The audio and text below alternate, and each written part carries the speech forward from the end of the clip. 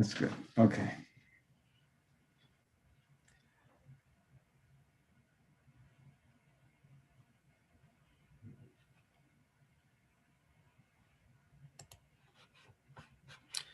And here we go. And I just want to go live on all of my Restream sites, and off we go. Thank you for joining me, everyone. Charles Moscowitz. Welcome to the program, Monday through Friday, 12 to 1 p.m. Eastern Standard Time. And my guest this segment is Anton Chaitkin. We're doing a little special edition here. I want to hold up his book, Who We Are, America's Fight for Universal Progress, from Franklin to Kennedy. Anton Chaitkin has been an activist since his childhood in the 1950s. He has done sharply original work in American history, in hundreds of articles, and in 2 books, Treason in America and George Bush, The Unauthorized Biography. Anton, thanks for joining me today. Thank you, Charles. It's really good to be with you. You know, I have followed your work. I liked Treason in America. And the thing that struck me in particular, and I just want to ask you kind of an in-house shop question before we talk about the issues, is that your research is very interesting. You come up with these absolutely unknown and little known elements of American history and American biography that, so I'm curious, how do you go about your research? If you start looking at the accomplishments of mankind, and you try to get very definite about what was done, or some great crime, but look at something that was really bad that was done to people as a crime with a solution to the crime, rather than just looking at it as a natural disaster. On both sides of the coin, people did this. And so if you have especially the idea of the republic in mind, the idea of doing good on purpose, you can easily find people who have that motivation. They're not perfect. They're not saints. You have to allow for their faults, but there is this kind of motivation that isn't understood today. People haven't seen progress recently, so they're not even aware. It's not in their book, of their mental map, that someone could be having a conspiracy for doing good. What is that? Everybody knows that there's conspiracies to do evil. And in fact, that probably consumes a lot of wasted mental energy on people's parts. Sort of like a pet always considers evildoers to run everything, without any sense of what's right. Well, how should we run things? What should we do? Right. We're not actually doing a positive. This is the thing that I find inspiring about your book, in that you do a positive and vigorous examination of what you contend, and what I generally agree, you're not in every point, but generally, is an American political philosophy, an American philosophy in general. Right. And you contrast that philosophy with an agenda that you point out is antithetical to it, not necessarily consciously so, not necessarily that people who opposed it didn't have their own good intentions, but they might have been wrong in their opposition either way. And you point out this kind of dual contrast between the pro-America and the anti-America philosophy that goes all the way back to colonial times. And you describe the emergence of a consistent, identifiable, and coherent American political philosophy at the time of the founding of the American Republic. So please expostulate a little bit on exactly what you see that philosophy as having been. Well, I want to be, in this case, you really have to be very specific, because there's more to America's philosophy than its economic policy or even its orientation towards progress. I think you can get to the larger issue of the American philosophy by concentrating on what I've done in this book. I my book presents three major discoveries, never before published in the form of a history book. The first one is what happened in England and in the British Empire just before and during America's founding as a separate country, that suddenly made industrial transformation the main strategic issue for our country, for our new country. Mm-hmm. What happened? I go through that for the first time ever, why that is the setting for our revolution and constitution. The second unique thing is the inside story of the founding of the country as led by a specific group headed up by really, obviously, Franklin and Washington and their immediate circles, but Franklin being the strategist for the economic idea and the idea of progress. With this task of industrial transformation as the founding mission of the United States. So I go through that in detail. Mm-hmm. Then the really unique thing is the inside story of America's industrial transformation that began in the 1820s. So this is the first account of the Industrial Revolution as a deliberate and organized transformation of the American economy. And the organizers of this in the 1820s and 30s were a set of men who revived the founding program that had been put forward by Hamilton, but was a program of Franklin and of the Revolution. This program had been stifled in the 1790s by up to the Second War with Britain, 1812, by the opposition of the Jefferson Party, representing the slave-owning interest and the imperial system. So these men in the 1820s created the canal system out to the Mississippi, the railroads, and the iron and coal industries. These are the key components of an industrial transformation. I identified the top six leaders, both through their story in detail, how they did this. This is a complete new account of the Industrial Revolution. This is Henry Clay, John Quincy Adams, Nicholas Biddle, Matthew Carey, DeWitt Clinton, and General Joseph Gardner Swift of West Point. This is a team operating as a team of men with common ideas. To accomplish this, they led and coordinated the U.S. presidency, the Congress, the Army engineers, and a complex of institutions in Philadelphia, public and private. Mm-hmm. I go through the founding of the U.S. government at a time when what had just happened was that the English had done their own industrial transformation, especially canals, the first steam engines, and the precise metal machinery. The group of people who did those things in England were led in person by Benjamin Franklin, who lived in England for most of 18 years during the colonial period. And then the British Empire made a strategic calculation on a new policy that they would forbid other countries from developing these industries, this whole new set of powers. And they did this through a combination of this new free trade dogma and doctrine, right?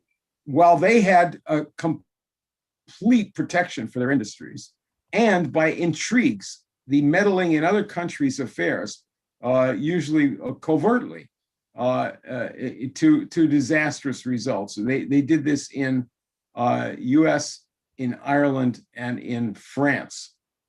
And so my coverage of all this is really the first time. One last thing I'd say that gives you a flavor for the kind of discoveries that are involved here. I give the first serious account of the change of Thomas Jefferson from his Right. earlier position as a revolutionary and an anti-slavery man to throwing in his lot, not only as with the slave owners and representative of the Southern interest to oppose industrialization, but very directly and personally his affiliation with Lord Shelburne, the briefly Prime Minister of England and the head of the British intelligence system that he and his friends set up at the end of the American Revolution. Jefferson was totally corrupt in that affiliation. Right. And although I think that once he became president, he might have switched a little bit back, especially with the embargo. There were, this is nuanced. It's not all black and white. But what he did against Hamilton was in the early 1790s, and the creation of this party system was rotten. It was based on this strategic picture of the British trying to stop American development and the Southern interests, particularly the leading clique in Virginia, themselves affiliating through their trade and through their ideas with the British Empire. Right, and that the British were our main enemy up until the turn of the 20th century. And I was surprised to see that, like Shays' Rebellion in Massachusetts, that they actually sent a delegation to Quebec to try to get British help. And the British ended up trying to agitate with Native Americans on the frontier to attack and massacre Americans trying to settle the Ohio Valley. So, the same thing happened during the War of 1812 with the Hartford Convention. So this is an interesting history. Now, I want to talk about the actual philosophical orientation of the founders, the nationalist group, the Benjamin Franklins, Hamilton, and then later Adams and Clay. And that they were nationalists, but they were not nationalists in the way the left is nationalist, in that they want to have total control by the nation state of all aspects of the life of the individual. They were not left-wing nationalists. They were nationalists in that they wanted to have a strong enough and vigorous enough central government to operate in the interest of the people and to allow freedom and allow, free enterprise, but at the same time to protect the country from not only external military threat, but external economic threat and even cultural threat. And, they honored the nation state and the development of the culture of the nation, which is something that I think we should define further, because it's an element of true nationalism that I think that we often forget in this country. I know you may not agree with me, but I think that in an imperfect way, Donald Trump stood for that. And that's one of the reasons why there was such an incredibly vicious and hate-filled reaction to his presidency, because you have the internationalists, the kind of the British colonialists of our day, who want to turn the United States into a province of the world, and who want to believe in free trade in the unfettered sense as opposed to free enterprise. That they wanted to stop Trump and his movement because they saw that as a threat to their power, and it was and remains a threat to their power. I think that you're right about his candidacy, and his going into the presidency was clearly a threat to the globalist, not just the system, but the conversation about it. Right. I think that he did not address the nature of the problem. He didn't educate the public the way he should have, and he the situation devolved more and more into party politics, and it's an impossible quandary to get yourself into. This happened in the 1790s as well. That's what ruined the country for quite a while, for a whole generation. Right. But I think that when you're, first of all, let me just mention something about this left and right. When you say left wing, just like the word nationalist, but maybe even more so, that the left wing is a very widely varied thing over time, varying from people who are themselves responsible nationalists trying to develop their own countries to crazed insurrectionists trying to incinerate civilization, like the worst aspects of the French Revolution, and things that we've seen under the communist system in its worst features, Cambodia or whatever, things like that. But and there's different variations of socialism also in the 19th and early 20th century. Eugene Debs was a labor leader who followed Schiller, the German poet and humanist, not Marx. Yeah. And Marx himself had varying points of view, some of them more useful than others, but all of them missing an understanding of the heritage of the Republic. He's basically trained in England under a degraded system. But let's go back to the point of view of these American founders, and taking it to the next generation, all the way up to, I'd say, the 1880s, and in my view, revived again by Franklin Roosevelt and John Kennedy, and maybe some other people. Sure. But the founding idea is the idea. It's based on an understanding of the nature of the true nature of man, which is that man is a deliberate child of the Creator. That is, the child with reason, similar to but not as powerful as the Creator. But that the whole universe is knowable, and we can discover the secrets of nature in order to make our lives better and to find out our destiny and our mission in the universe. And this involves genius, and it involves compassion. Those two elements, I would say. So you have an idea of a passion for improvement, which is a national characteristic of the founders and of a broad section of the public who were literate, even those who were illiterate. But this was an idea that from time to time really ruled our country, this passion for improvement, and it formed the basis for strategic and political decisions. In the case of certain leaders like Franklin, and I think in the second generation, and Hamilton, and people like Henry Clay, Nicholas Biddle, John Quincy Adams, Matthew Carey, certain people in the military, and certain people in private enterprise, in some of the enterprise that I go through in the parts of this book, have just a fantastic level of commitment to the improvement of the welfare of mankind. And it's not just altruism.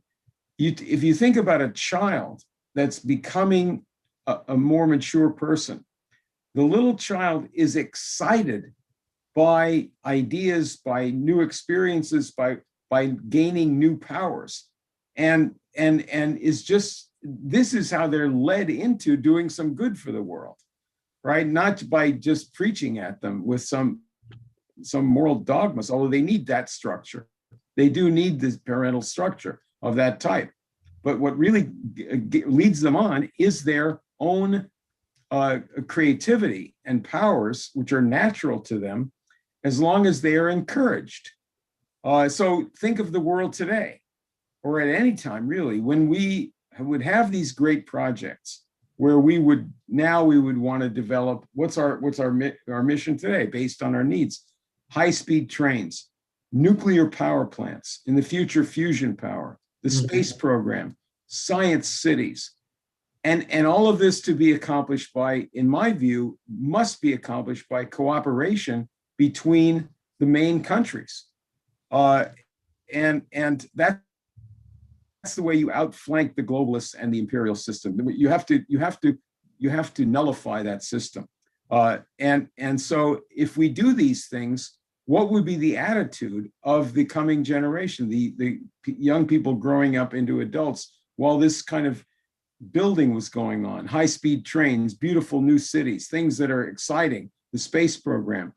They would want to be part of this. They're not going to join ISIS. They're not going to be blowing things up. It's much more interesting to have a wonderful job and prospects to see the world and see the universe.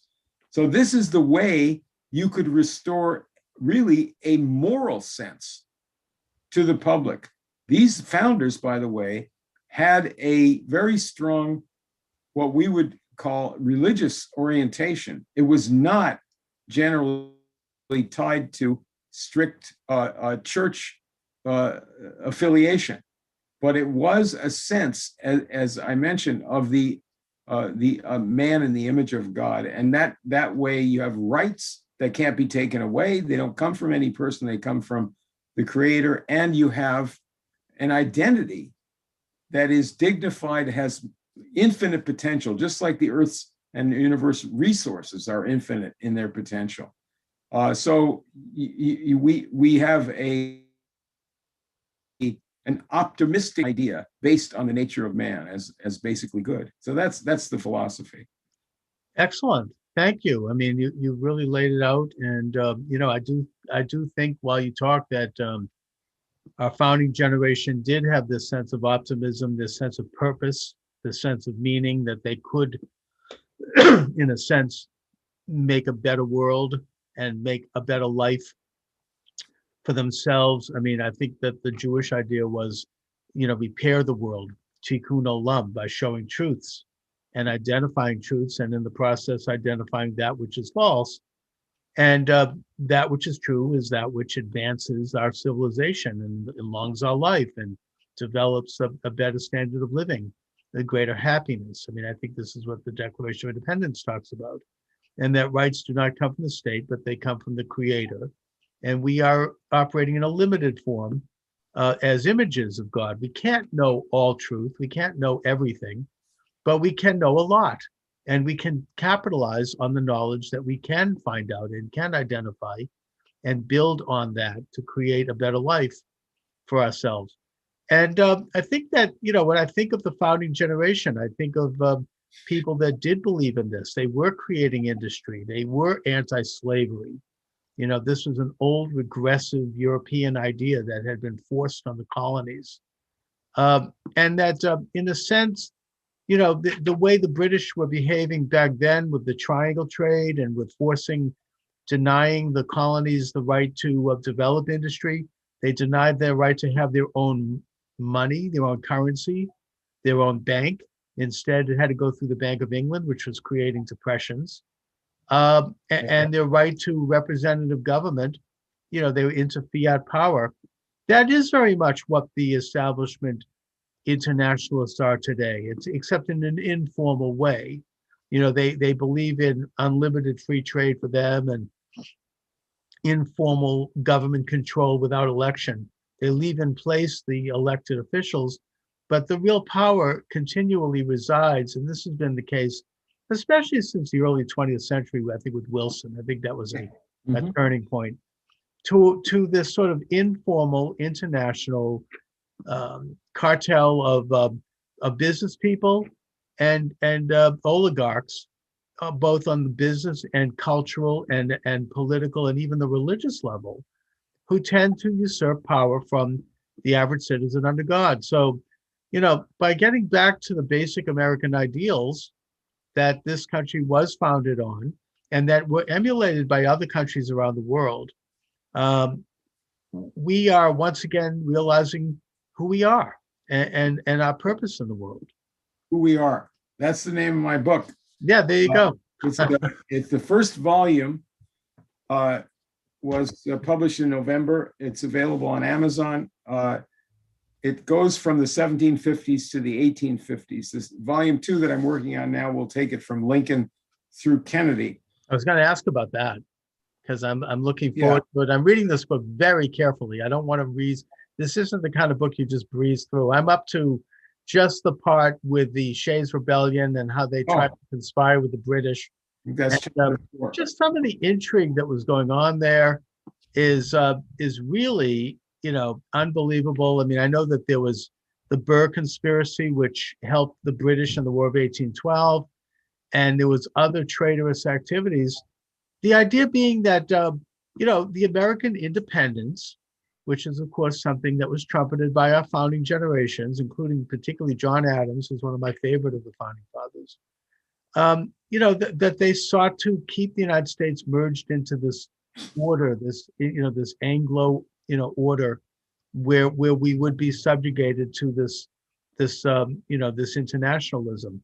Today, that it manifests itself in different ways. It's no longer really the British, although they're certainly part of it, but it has more to do with like the UN and international bodies assuming powers, and Agenda 21, which is assuming power over our environment, and other usurpations by unnamed, faceless internationalist bureaucracies that are not loyal to either our country or to any country, but who are either, it's kind of this unholy combination of international business people who are in it for the money and international utopians who think they can change human nature by force. Yeah. The same group of people that we could trace, and you trace in your book, have tried to undermine every effort to enhance the right of the individual to achieve through knowledge and through industry and through through moral standards. I'd like to address this thing about globalism, and in Please. the second volume, I'm going to focus pretty heavily on Franklin Roosevelt, starting with Lincoln, but having as a pivot, perhaps Roosevelt's speech in January 6, 1941, the Four Freedoms speech. Yes. And try to put this, to differentiate this with globalism. He said that we look forward to a world in which is founded on four freedoms: the freedom of speech and expression, freedom to worship God in each person in his own way, freedom from want, that means a decent standard of living, and freedom from fear, which is primarily freedom from the war and the threat of war. And this would be for the entire world as rights. These rights were actually put into the founding document of the United Nations, and they were enshrined in the Universal Declaration of Human Rights, which was adopted in 1947, I believe. And of course, the right to a decent standard of living depends on having the powers over nature that we developed in the Industrial Revolution and in subsequent developments in the U.S. and other places. That power. Now, the question is, if this is a goal for civilization, that all men should be treated as in a decent way, as human and fully human beings, and not be treated like rubbish the way imperialism does, or to me the globalists want to do, as disposable people. Yeah. If that's our goal, how do we actually deal with international cooperation? What's the idea there? I'd like to bring up, you mentioned the traitors, the War of 1812, the enemy, imperial enemy. Well, what about the American Indians? So there's a subject where we have something I believe to be ashamed about. What happened with Sure. the way they were treated. Well, the best U.S. leaders wanted to assimilate the Indians and give them real help to participate, but this did not prevail as the policy. People like Andrew Jackson and others led the way against this, but there was a whole endemic problem where we did not stress as a primary goal offering the hand of friendship to the people whose way of life we were either disposing of if they were just hunters, or whose land we were taking, and so forth. So what should have happened? The treaties were broken, promises were broken again and again. And what should have happened is that we should have offered very serious, generous resources to those people who we were displacing, to induce them and to offer them a place, a full place in our civilization. One of the things that happened was that aside from just being chased out of different places in the East, is that the US West was never fully developed as it should have been, as Lincoln and others wanted it to be, even earlier leaders, going back to Washington, Quincy Adams, and so forth. We should have been developing industry and modern agriculture in the West fully, and have a much greater population there. If we had fully developed the industry, agriculture, and resources of the West, then there would have been a generous availability of resources and profits and jobs for Native Americans, and not being tossed onto reservations with bare bones, if that, of existence. So what is the responsibility, and really the only practical way for our country or our civilization to work with other countries, other cultures, other people? It has to be based on extending this hand of friendship. It isn't giving up our self-government. It isn't asking them to give up their self-government. It's knowing that the task that faces everyone, that is getting a decent living standard, is our common challenge. And I gave a presentation in England in February that's on my YouTube station. It's with the Lunar Society, the reconstituted group of Franklin's old group. Yes. And I wrote an article which is on their website, and it's called Compassion and Human Progress. And I brought up Africa. Right now, there's 500 million people in Africa without access to electricity. How are they going to get that? There's 100 million children or more who are basically starving in Africa. Right. So if you say, well, I like solar power and windmills, well, you like it, but what do these people need to survive? They need hundreds of gigawatts of electricity. They need it now. They also need very large-scale freshwater movement projects, canals, pipelines, maybe desalination, but definitely moving the water. But the energy is primary. They're not going to get it from coal-fired plants. That's just out of the cards now. Right. Not even talking about the questions related to global warming. We need nuclear power plants. That's the next step. China and Russia are both involved in doing that. We used to be involved. Kennedy helped them build a great dam in Ghana, working with the president of Ghana. Why aren't we doing that now? That's our job, is to have our own development, develop our own country, the infrastructure, the ideas that go back to industry, modern 21st century industry, and help in the reconstruction of the world as sovereign nations, respecting the other countries as our partners and themselves self-governing. And that's the way you do it. You have to keep in mind, show good faith, like we didn't show to the American Indians when we made promises that were not kept.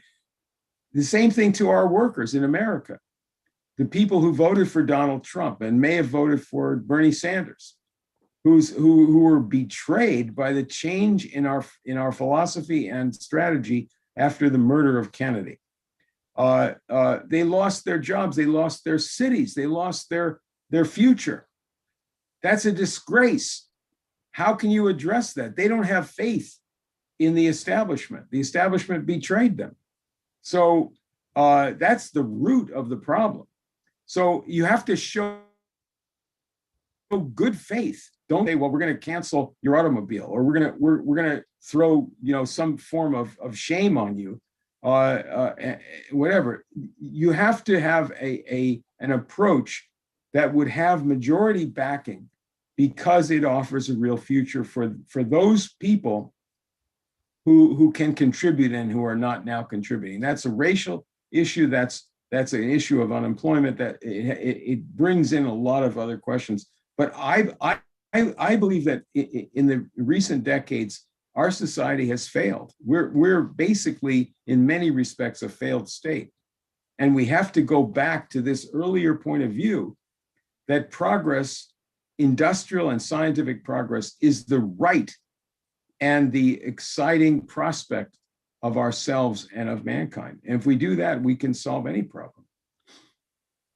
Amazing. I certainly agree. I mean, just the thought I have is that the United States started putting Native Americans on reservations, I think really began under Ulysses Grant, who changed the policy from expulsion to reservations, but it really accelerated after the Battle of Wounded Knee in 1892. More recently, in 1973, with the Second Battle of Wounded Knee, you had testimony before Congress by Russell Means, who was one of the Native American heads of the Ogallala Sioux tribe, who said that if you want to see the failure of socialism, you need look no further than the Indian reservation, because these are corrupt governments, mostly, not all, who are acting like local tin horn dictatorships, and they're not pro-business, they're not pro-industrial. Some of them are, some of them aren't, but for the most part, theirs is a failed system. Now, you talk about bringing the United States and the world up to date to the point where nation states are operating in the best interests and the sovereign interests of their own citizens by industrializing to the degree that they can within their own context, and also education and other methodologies. And yet one of the major, I think, counter movements today, maybe it's kind of a neo-British imperial movement, is the global warming movement. Now, that's not to say that there aren't issues around global warming. I had a conversation with a professor at MIT about this off the record, so I can't even mention who it is. And he was on his way to a global conference on the topic when he spoke with me.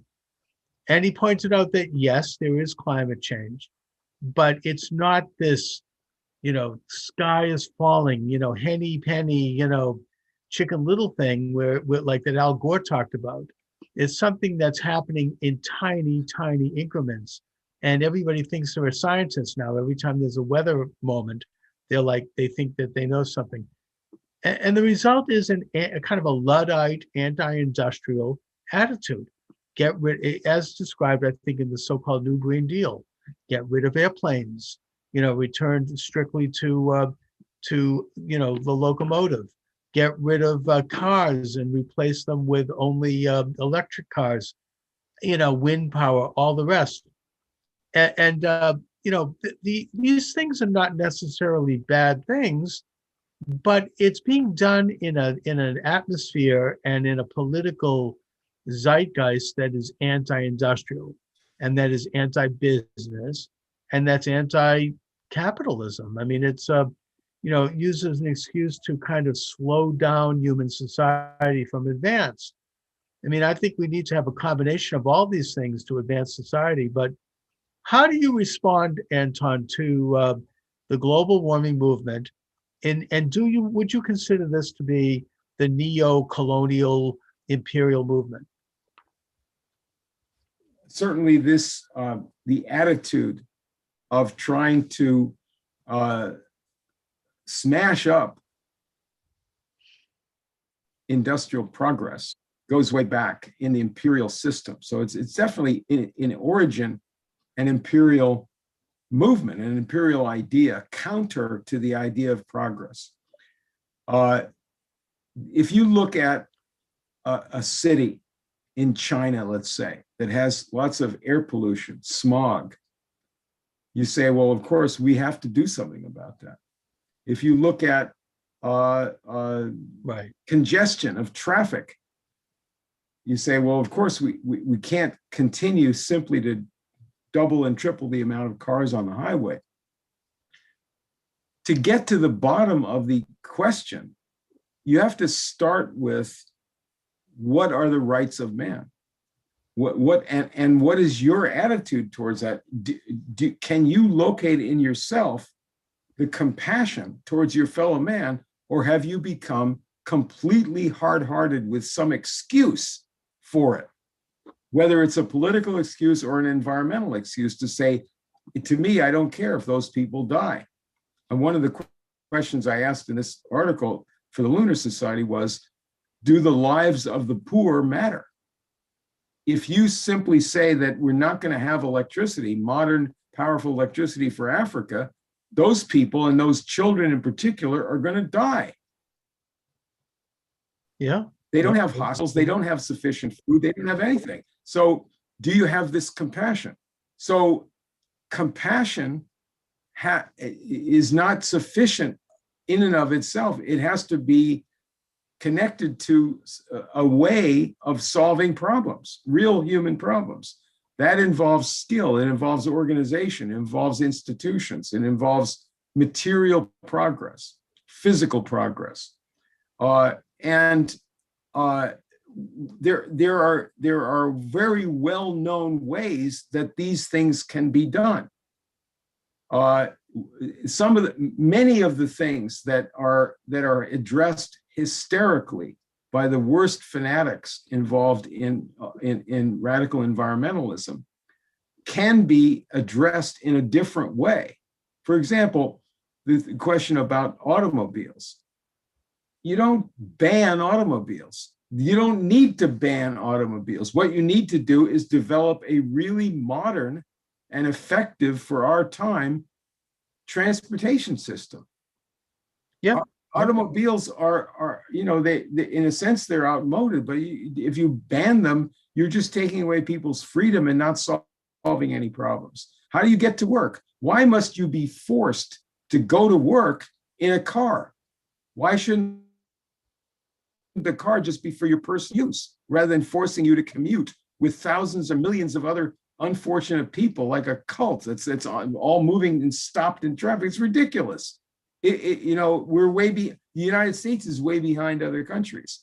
And people say, well, how could you ever, where would you get the money to build modern transportation system, intercity and inner city? The question is only rhetoric. It's not intended as a real question.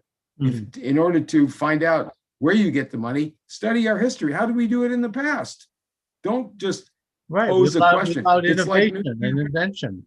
I mean, I'm watching, I think that with all the regulation we have in this country, we're stifling innovation with, the high taxes and all the rest.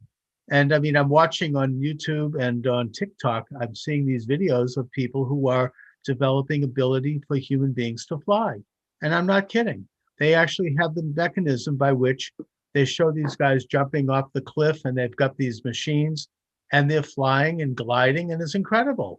And other flying machines. I mean, these are technologies that we could be developing if we had a more positive business atmosphere. We had one that actually enhances and encourages entrepreneurialism and investment and honors that instead of denigrates it. And as you say, in the overall sense, the development of science and the awards that would come from such development need to be encouraged by the government. It's in a way the role of the government to play the positive bully pulpit element of that. Like how to help entrepreneurs advance their craft. I think that that you have to pay close attention. Go back to this question of compassion. You have to pay close attention to the serious central problems faced by our country and other countries, and say that there are definite, very large-scale needs that you have to get a solution for. In our time right now, and I would identify a few of these, one of them is modern mass transportation. That means high-speed trains between cities and between countries. It means modern transportation within cities. This is electric, maybe maglev, and even faster. Yes. A personal flying machine may be fun, and maybe a good invention, and it could probably make some money off of it. But I'm identifying things that we have to do and that are vitally needed all over the world. Right, big infrastructure things. I mean, here in Boston, where I am, they have the high-speed rail that could take someone from Boston to New York in 1 hour. But the problem is that they can't turn it on because people in Connecticut don't want it because it runs through their backyard. So you have, you've got some issues around it. But putting that aside, Anton, I'm kind of running a little out of time here. I'd like to have you back very soon to follow up. I want to talk a little bit about the Kennedy assassination for one thing. And I want to continue reading your book so I can have you back to do a second part in a couple of weeks. I really, let me just once again hold up the book. There it is. Who We Are. Excellent. America's Fight for Universal Progress. This book is available at all major bookstores. It's excellent. I am really getting a lot out of reading it. Your research is par excellence and very unique in the things that you uncover, which are incredible. And Anton Chaitkin, would you like to share any particular websites that you want to send people to or information about you? Yeah, the book has its own website. It's called whowearebook.com. And that has the chapter summaries. It has pictures, all the color pictures. Excellent. They're not in the paperback, by the way. They're in the Kindle version, if you can get that too. Well, this book has some good pictures also. And I would encourage people to, It's a very so I'd like to encourage people to write a review, get it up on the Amazon website, and get in touch with me through the website with your comments, your criticism, any questions you have.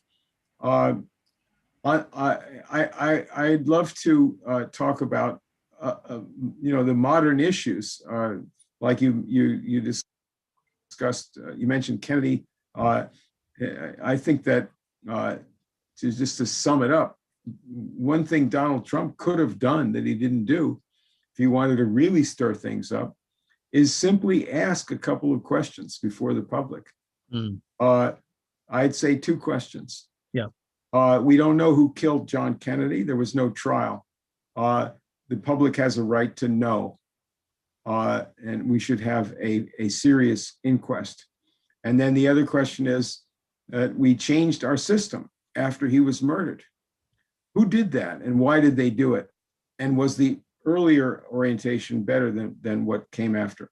Just ask those 2 questions. Fantastic questions. By the way, my good friend, Dr. Jerome Corsi, wrote a very good book about the Kennedy assassination where he talks about that. And I think Trump tried, in a way, it shows how deeply entrenched this internationalist establishment is, in that President Trump did try to release the classified information about the Kennedy assassination. And even he, as sitting president, could only release a portion of it, which shows how powerful they are. Anyways, Anton Chaitkin, again, I want to thank you for joining me this afternoon. Great talking to you, as always.